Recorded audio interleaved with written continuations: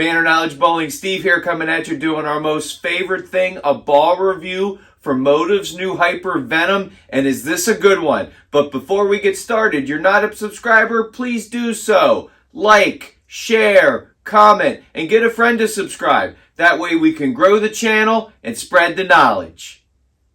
Alright, let's jump into this ball review for Motiv's new Hyper Venom. You know, my first thought is this is a bigger ball than what I originally expected. You know, this new cover will handle the oil better than some of the past pearls in this line. But before we get started, I want to throw the ball chart up here because we're going to see that this is a medium light ball and it's all the way on the right side of the ball chart. This means that this ball is angular and it's going to be able to handle some higher friction environments. Now, how do we get there? So the first thing I want to look at is the core, and this is the gear core. It's a lower RG, and it's a medium diff. It's 0.034 differential. So this is a lower flaring, but a very fast spinning core. And this kind of core is very versatile. I have found this gear core to be way more versatile once the weight hole rule went away,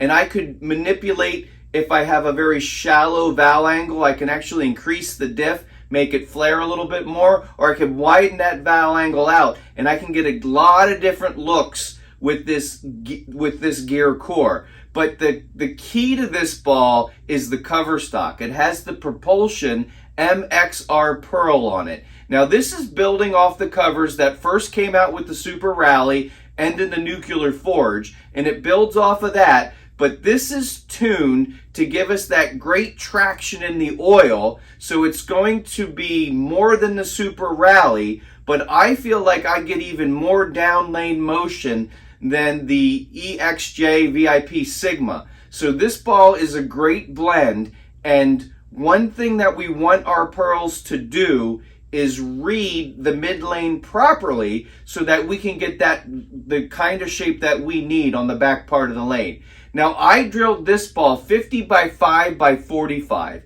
and I've been using this ball now in my leagues and in those moderate middle type conditions where I need to get the core to rev up in the middle properly, but the cover will help me clear it as these lanes start to break down and I encounter the friction.